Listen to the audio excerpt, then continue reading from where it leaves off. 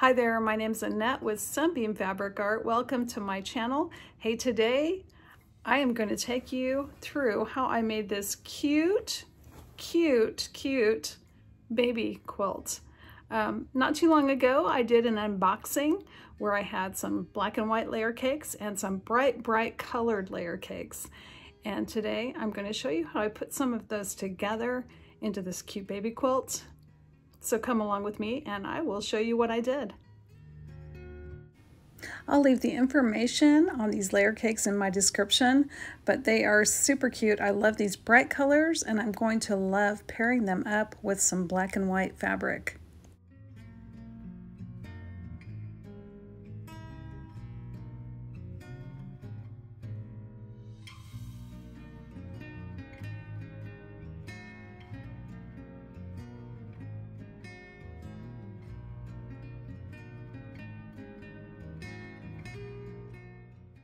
I'm going to be using a total of 12 of the black and white squares and 12 of my colored squares in the blues and the greens.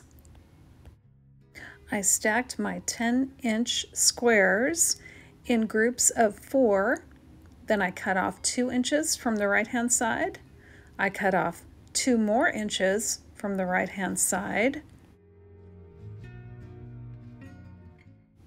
What I have left is a piece of fabric that's 6 inches by 10 inches, and I'm turning it horizontally, cutting off 2 inches and cutting off 2 more inches. So what I have is a 6-inch by 6-inch square to start my block.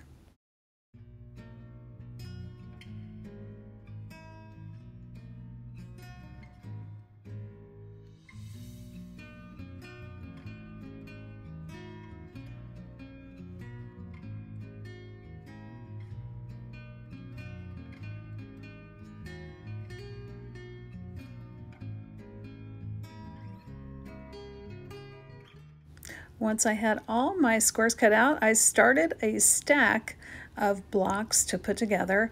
And you can see what I'm doing is putting that 6-inch block in the middle. I'm putting a 2-inch by 6-inch strip on each side. And then I'm putting a 10-inch by 2-inch strip on the top and the bottom.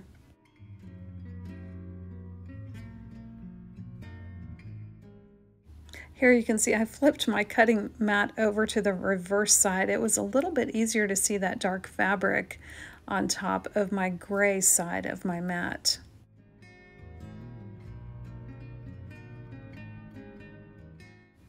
Once I had my 24 squares all cut to the right size, I took all these stacks to the sewing machine. Now I put my 10-inch by 2-inch strips aside. First, I'm going to start building the middle of these blocks, and it's super easy to sew down one side of my 6-inch square, adding that 2-inch strip. Then I will flip these around after I chain piece them and sew that 2-inch by 6-inch strip on the other side.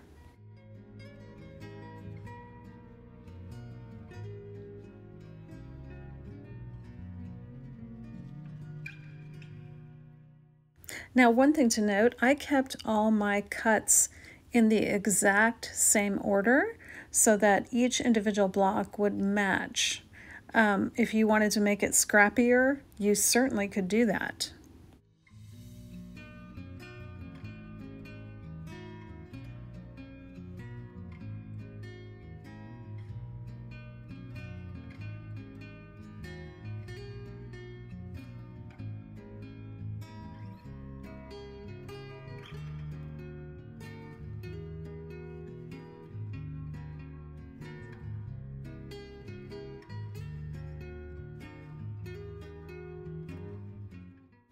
Once I finished the middle section of these blocks, I separated the units. Then I began adding the 2-inch by 10-inch strips to both sides. Now I realized had I cut these strips down by 1 inch at the beginning, they really need to be 9 inches because of the 2 seams involved. So I stopped what I was doing and I went back and I cut those strips down to 9 inches to save myself from having to trim them later. And again, once I finished stitching the strips down one side, I just flipped these blocks around and stitched the opposite side. Well, I started finger pressing these blocks open, and then I realized this was silly. I needed to actually take them to the iron and press them flat. So I did that. Well, it worked out very nicely for me. I had a total of 6 blocks with the dark blue, 6 with my medium blue, 6 with green, and 6 with teal. After laying them out on my table and kind of looking at what I had, I decided to do all the blues in one column, all the medium blues in a column, all the greens in a column, and all the teals in a column, just mixing up the inner square between the black and white and the colored square.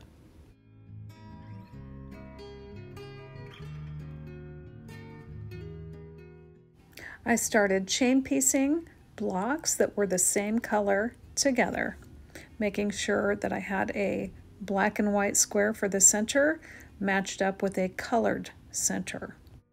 I sewed 2 blocks to 2 blocks, and then my tail was long enough that I could just swing it around and add that last set of 2 blocks.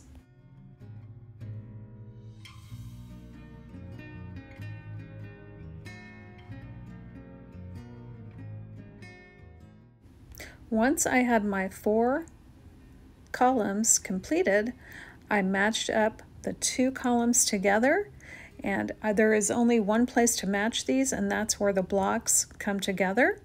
I used my clips and I used the nesting technique, and that is making sure one seam is going one way, one seam is going the other way, placing a clip in that, and that will make sure these seams match up.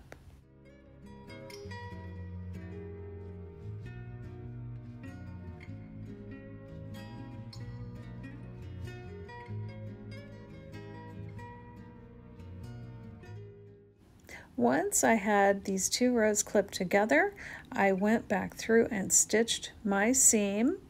Then I took my 2 columns that had been stitched together, the green columns, then I matched those up with my blue columns to complete this baby quilt top.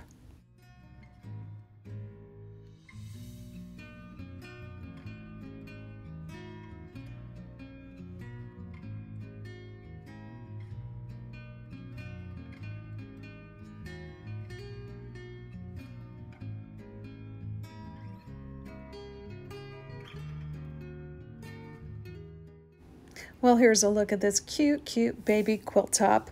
I will leave the measurements and the time this took me in the description of this video.